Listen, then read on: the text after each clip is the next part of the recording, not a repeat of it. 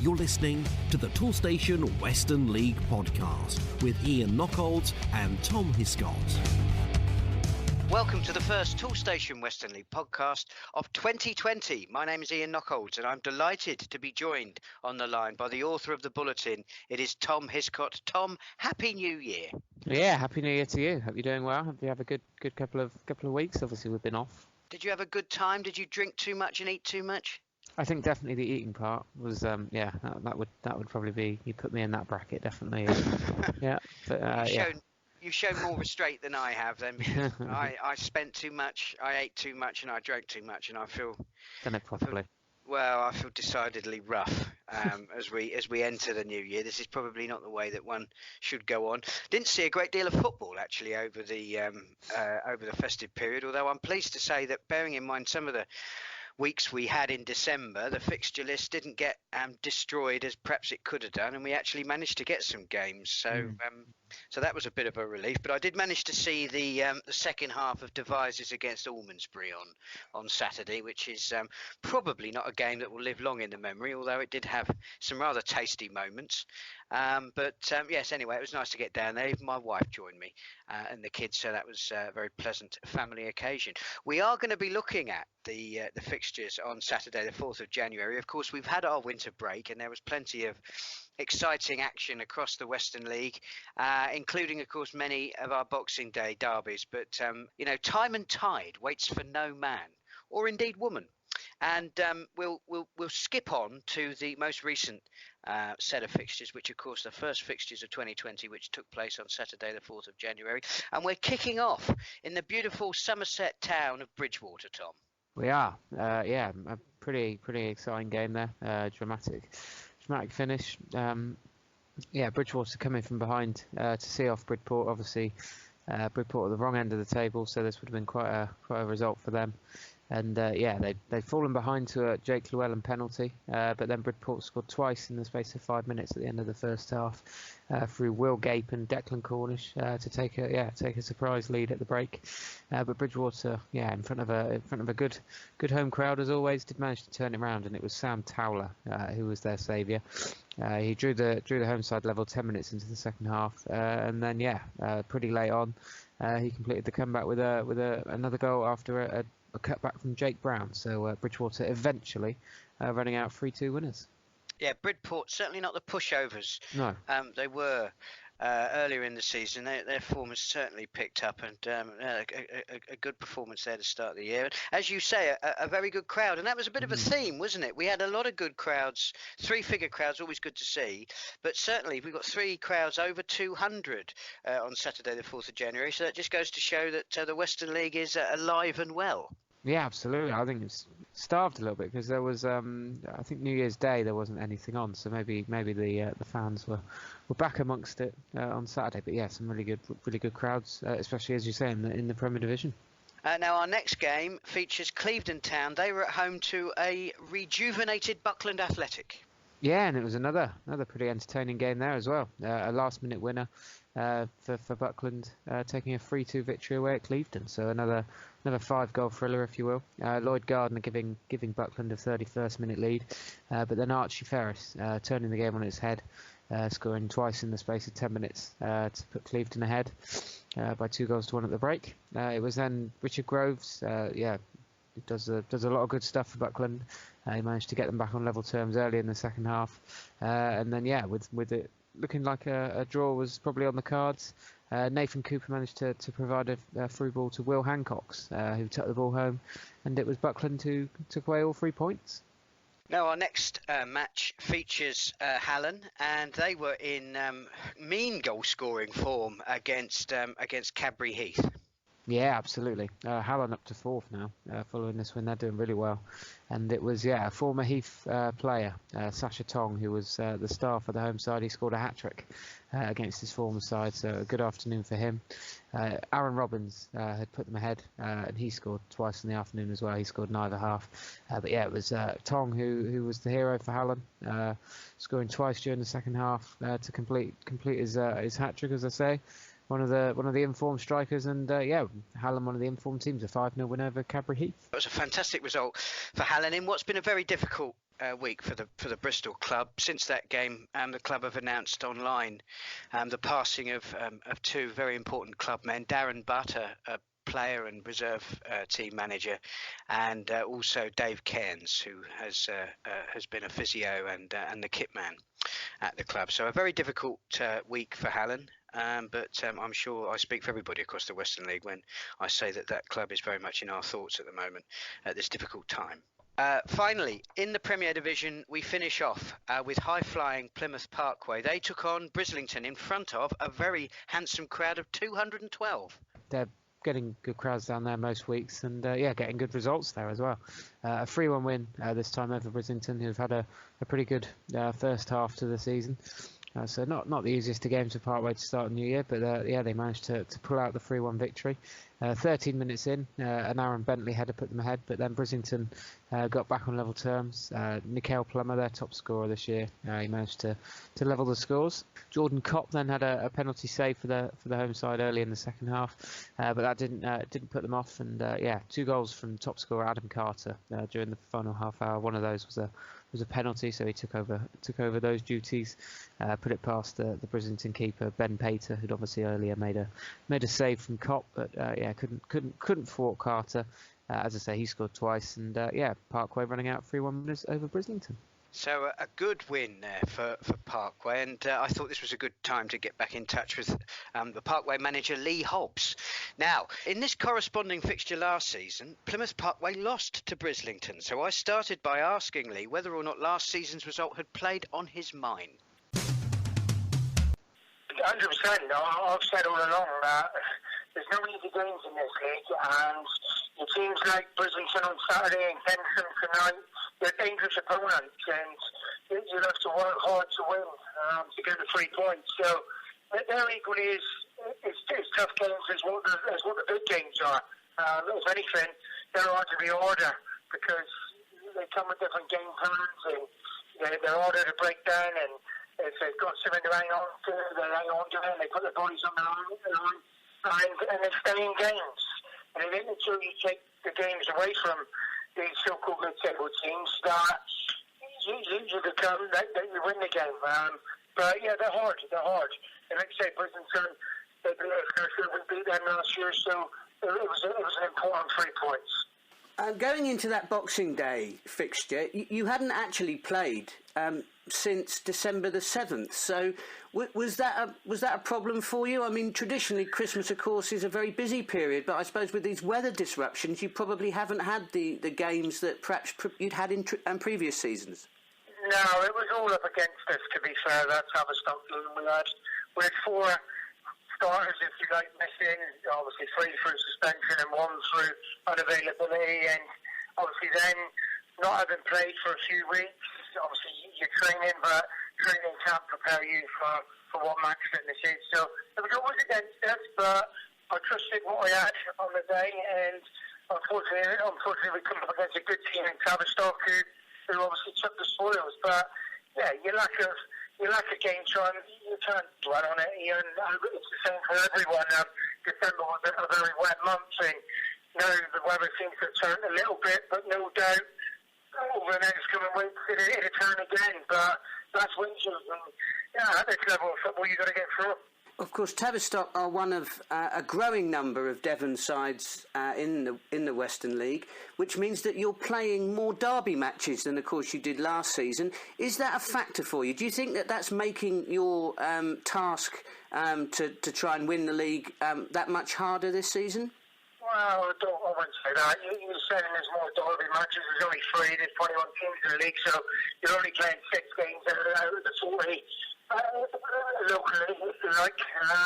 But, Exmouth and Tavistock have come into the league, and just like we did last year, they've given a breath of fresh air. They're competing. They're arguably challenging. Obviously, the title race is hotting up with, obviously, Bradford, ourselves, and Exmouth, and obviously I wouldn't count Tavistock out of that either. But it would be a fantastic advert for Devon if the final places were Plymouth Parkway, Tavistock, Exmouth. That would be a great achievement. But I'm sure Bradford Town have got something to say about that. Well, the league's going to have more Devon sides in it next year, as well as the prospect of sides coming in from Cornwall as well. What do you think that this expansion means for the league? Do the teams from the peninsula view the opportunity to play in the Western League as a positive? Probably not, but for me this has been long overdue. Mandatory promotions sort of happened long time ago.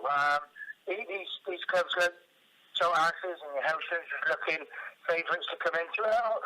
I can't speak on behalf of Houston, but Ash probably don't really want to. But for the direction, the next step for the football club, it has to be to test themselves against better opposition and better opponents. I know the logistics of it with regards to financial can have an impact on these football clubs, but they've got to get themselves set and they got to deal with it, and that's what it is. And hopefully we're not in and around that cluster of local clubs, if you like, and hopefully we're some new club. Of course, one of the features of having more clubs from the peninsula into the Western League is that it has raised issues and questions over travel distances. And you've got a trip up to Bristol this evening, haven't you, to play Keynsham? Now, I know in our previous conversations you've always been quite stoic about this, but do you think that that this is an issue that perhaps the Football Association need to look at? In that, if you want to expand the game and talk about mandatory promotion as you just have, that actually clubs which play at steps 5 and 6, if they've got travel over a certain number of miles, that perhaps some of the riches at the top of the game could be used to support the growing game at the base of the pyramid. That would be fantastic, and I'm sure if that's the more committee, they would be very open to accept that with them as well. However, the big ones that the FA don't really think about the minnows at the lower level of grassroots football, and it's all about the top end, as we all know.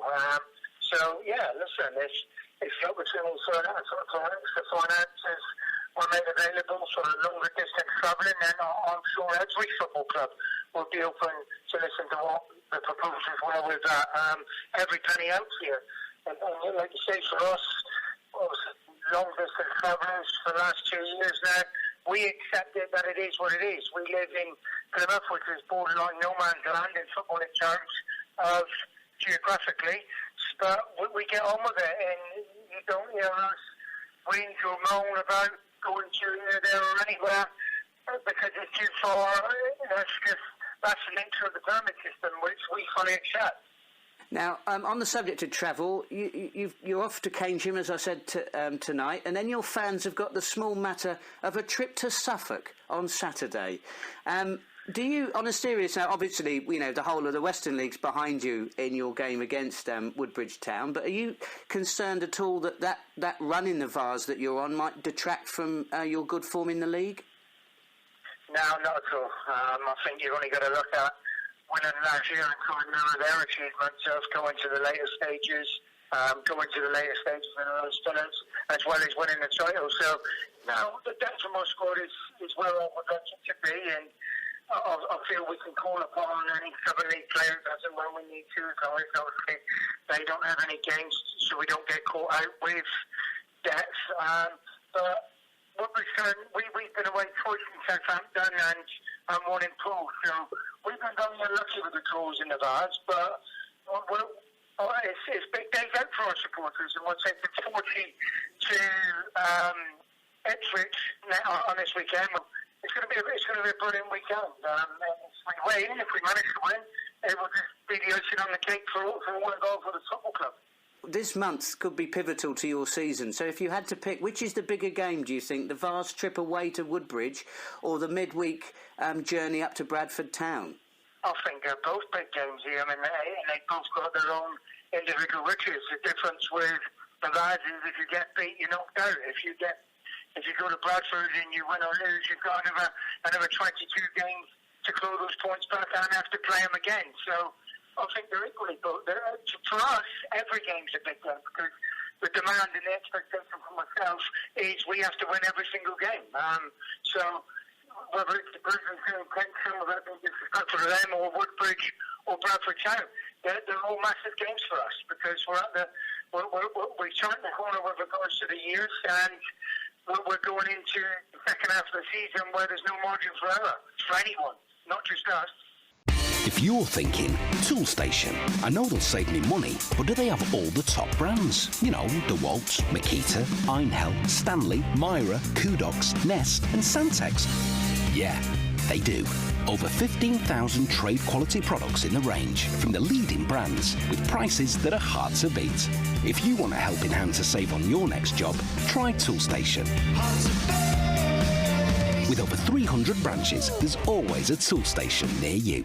Now, moving on to the First Division, and we kick off with the Bishops of Sutton. They were at home to Oldland Abertonians. Yeah, and a fantastic start to 2020 for Bishop Sutton, ending a run of 9 matches without a win in the league. So obviously much needed 3 points against Oldland. They scored twice in the final 15 minutes to run out victors in this one. I think the game was 1-1 going into the closing stages, but a 3-1 win. And their goals coming from Callum Baker, Frank Gingle, and Adam Mardy. So yeah, good start to the year for Bishop Sutton. Well, we haven't had Bishop Sutton featured on the podcast this season, so I thought that excellent result against Oldland Abertonians was an opportunity to remedy that. So I started my conversation with their manager, Derry Nathasingh, by reflecting on what was an excellent result for the North East Somerset side. Great performance.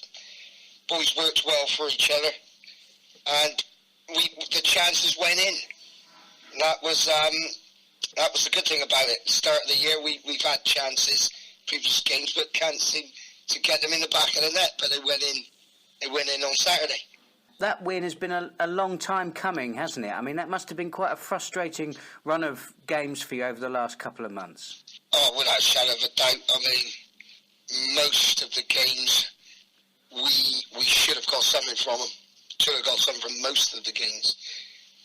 Played most of the top teams and did very well against them, actually. Should have got something from all those games, but that one there is our first win since the Radstock game when we played Radstock at home.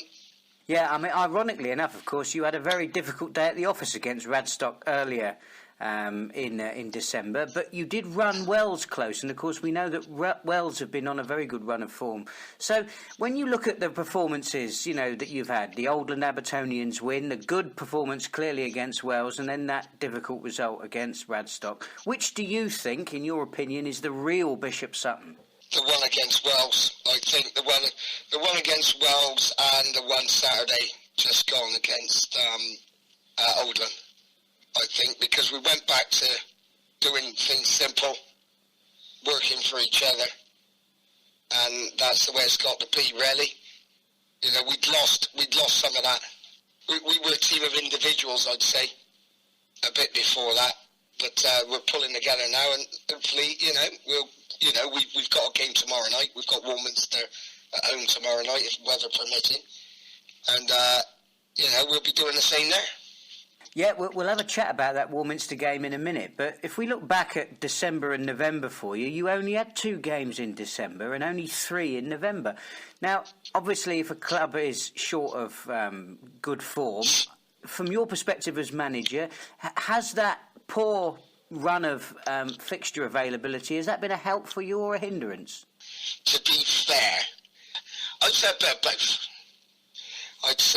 both. Because still building a side, signed 2 lads on last week, still building, obviously coming in from the start of the season, inheriting what players we had, players left for different types of reasons, i.e. maybe I didn't think they were good enough, or i.e. they didn't like what I was doing, so either way players left, and so there were still players coming in, and if there's anybody else available to me who I class as can do a job and help us, and I'll bring them in as well. So we're still building, but so those games that were called off, sometimes it was a help, sometimes it was a hindrance, if you know what I mean. On the help side, maybe didn't have the right players in the right position, so was pretty glad they were off, if you want honesty. And sometimes no, because we might have played well in a game before that, and certain people were available for that game, and the game was called off. So in that respect, no. So it's been 50-50 with that for me. Now, of course, we've talked about that win against Oldland Abertonians. You know, that's a great way to start this year. But the end of 2019 was a difficult year. It was a difficult start to this season for you. So what are your expectations for the rest of this season? Not to go down. Not to go down. Just to see where it takes us, to be fair, Ian. Just to see where it takes. If we can keep, like I said, we get something from games we play now. We've got to be getting something from every game we play now, be it win or draw. But we've got to be getting something. And just see where it takes us, preferably the win. And just see where it takes us, to be fair. Now, you've come up against Wells, of course. We talked about that game on the Boxing Day, and you've had a couple of games against Radstock as well. So when you look back on the season that you've had so far, which of the teams in the First Division have impressed you the most? Which do you think will be there or thereabouts when it comes to the end of the season? I'd say definitely Radstock. Definitely Radstock. Very well organised. Cheddar. Good side. No disrespect to anyone else, but that's about it for me so far, because we still have to play quite a few that we haven't played at all. Because obviously our game's called off. I mean, we've got in January now. We've got a midweek game every week, so we play Tuesday, maybe next Wednesday, and then midweek again, then midweek again until the end of the month, as well as Saturday. So we're doing Saturday midweek, Saturday midweek. So there's teams we haven't come across yet. So, but the two so far, I'd say, would be those for me. Now, you've got Warminster up next and then Hengrove. And now, given that both of those teams find themselves towards the bottom of the league table, do you feel that both of those games represent an opportunity for your side to get some more points on the board? I think so, yeah. I think so, without a shadow of doubt. Yeah, we've got to be looking at, like I just said, you're not losing those games. To be fair, Ian, I think, I know where they are, but the way that, if you look at the way some of the results have been going, especially in the early part of the season, everybody's been beating everybody at the early part. So it's how we face the game, how we hold ourselves. If we do the right things, then we'll get something from our games. I know that for a fact. But to answer your question, yes, we've got to be looking at getting something from those two games. Derry, thank you very much for taking the time to speak to us on the podcast. This is obviously the first time we've had a chance to have a chat with you. So can you tell us a little bit about your footballing journey to the Bishop Sutton dugout? Where do you want me to start? I want you to start at the very beginning. I've got a feeling that you've led a very interesting life. Not really. No, not really. To the dugout, I'd say really was with St Philip's Marsh as a player, and then a player assistant manager. And what started the move really, I suppose, towards that was we were taken over by Lebec. You know them, you've heard of Lebec. They're actually in our league now, and the team that's in our league, that was my side. I did run them until I got them from the second division in the what's it called, suburban league to the suburban prem, and then I left them there, and then they progressed to the county league, and then obviously won the county league and came into in our league now, Western League. But from Lebec, who I also played for as well on a Saturday in the Vets, I progressed then to Bitten Reserves, where I spent 3 good seasons there with them. Nice place, nice club, nice people. I enjoyed Bitten. At the beginning of this season, I wasn't going to carry on with football. I was going to call it a day now. But then a few people said to me, well, we want to play, we don't want to play for Lewis, so I carried on and just went for the interview for Bishop Sutton. And lo and behold, here I am. And my thanks to Derry for his time. Now, from Bishop Sutton, we go to Bishop's Lydeard, of course we do, and they were in very good form against Welton Rovers.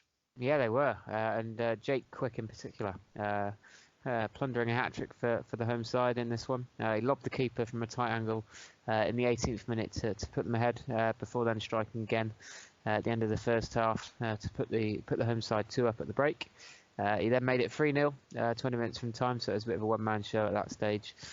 Welton did pull a goal back from long range through Lewis Coleman, but then it was a wonder strike of their own from Mark Clooney, rounding out, Bishop's Lydeard's first home win since mid-September, would you believe it? So, a good afternoon for Jake Quick and Bishop's Lydeard. That last goal scorer, that was Mark Clooney, was it? That's correct. Yeah. Do you think he's known as George in the dressing room? I would hope so. Spelled differently, but I would hope there's some sort of link there. Yeah, jolly good.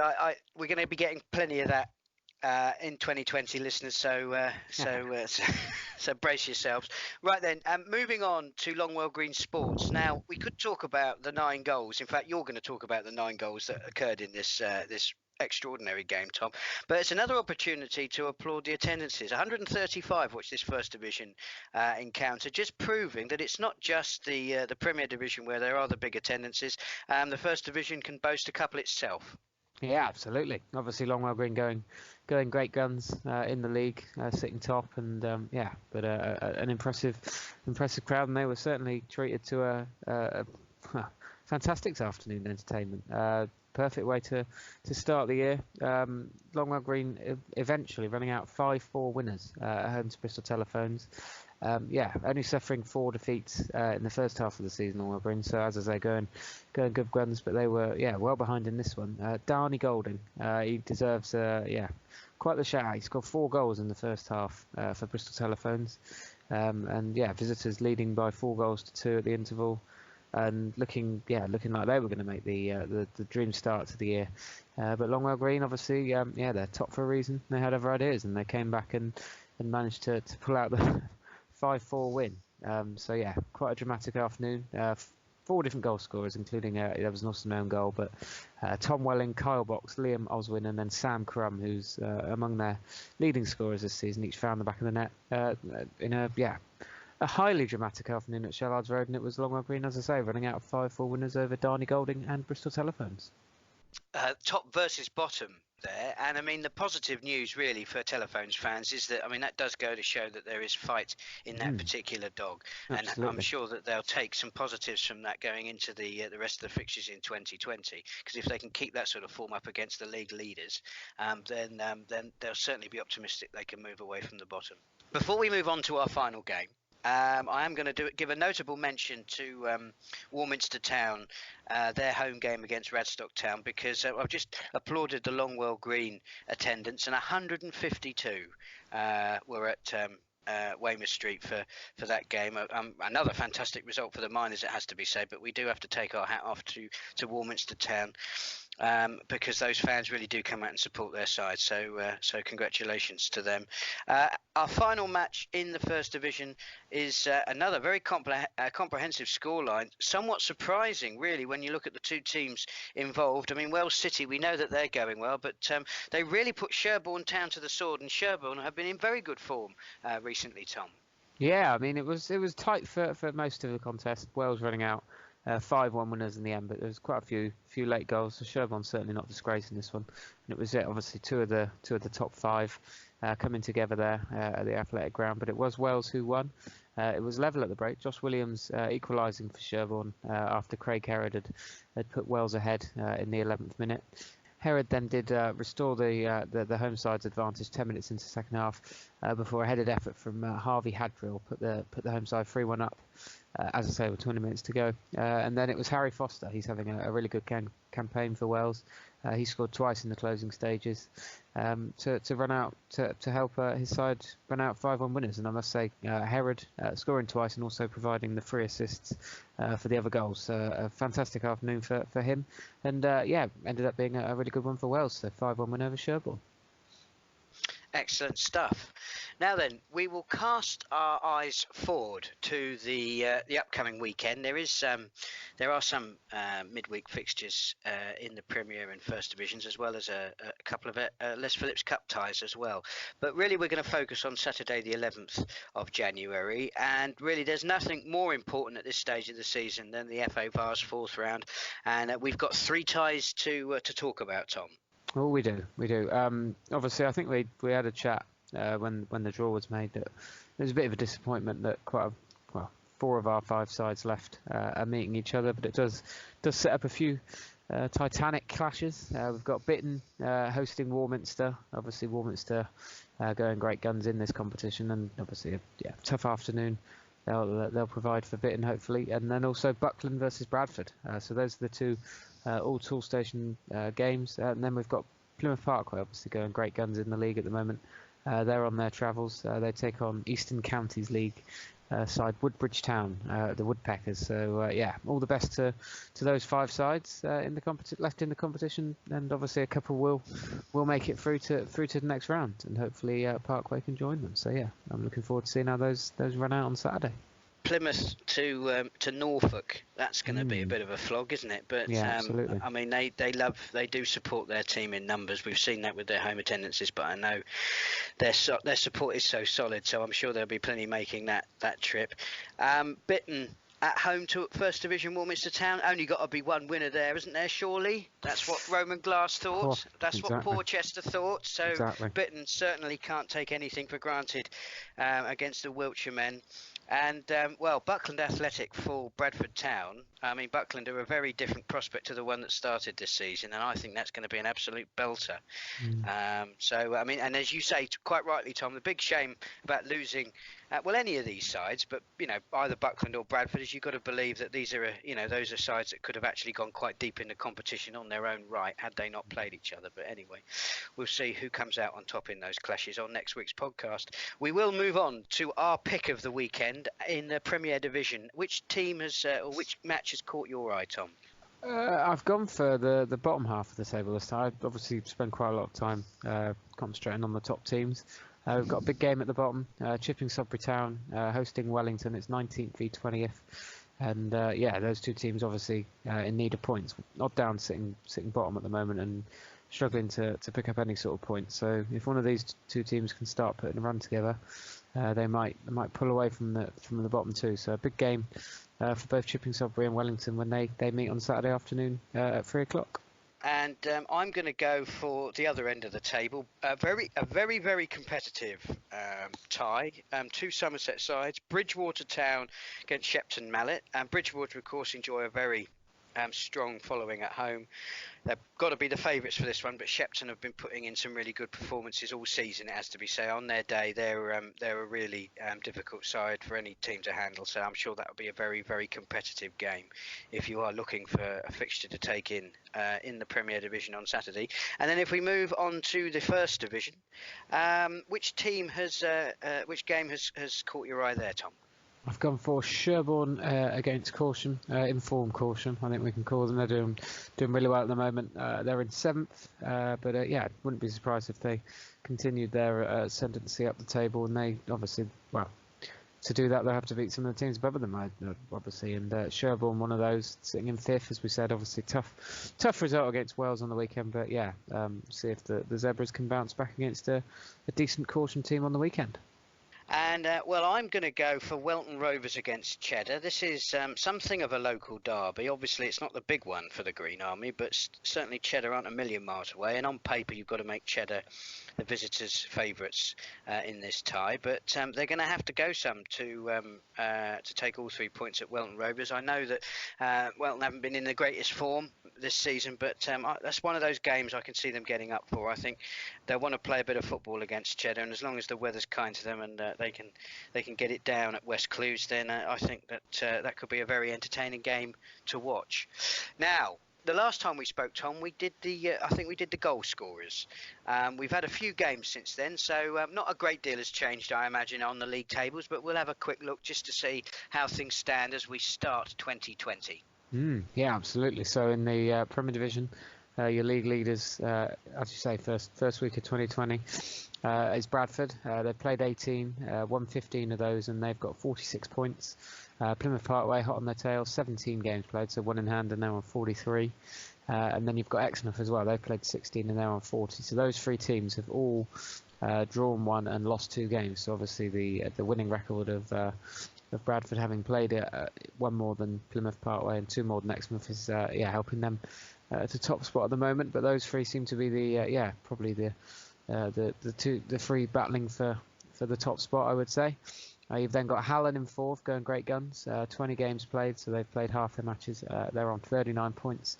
And then you've got Clevedon in 5th, who've played 22 matches, and they're on 39 as well. So that's the top 5 in the Premier Division.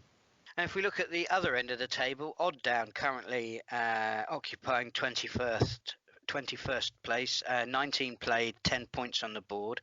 Wellington sit above them, 20 games played, 11 points on the board. And then Chipping Sodbury, of course, for a long time Chipping Sodbury had been on the foot of the table. Well, we heard from their manager a couple of weeks ago on the podcast, and they were very optimistic about moving off the bottom, and then that's exactly what they've done. We know that they're looking up, not down. 19th place at the moment, 21 played, 13 points. That's exactly level with Bridport, who've also played 21 and got 13 points. And above them, of course, it's Roman Glass and George, who've only played 18. They're on 21 points. So that just goes to show the gap between the bottom 4 and the side in 17th. Now we'll move on to the First Division, where Longwell Green lead the way. They do. So obviously the comeback win on the weekend, helping them retain top spot. 18 games they've played. And they've won 12 of those, and they're on 38 points. So they sit top. You've then got quite a large chasing pack, as we have done for most of the season. It's not much separated out quite yet, and might start to do that a little bit maybe in the next couple of weeks. But we've got Calne in 2nd. They've played 17, now on 35 points. You've then got 3 teams on 34 points. You've got Wales, who've played 17, Radstock 16, and Sherborne, who played 18. So those 3 teams sit 3rd, 4th and 5th respectively on 34 points. And then the other team over 30 points at the moment are Ashton and Backwell, who've won half of their games. They played 18 and they have 32 points. Yeah, one of the weird anomalies of the fixture of the league table is that Ashton and Backwell in 6th have got a minus goal difference.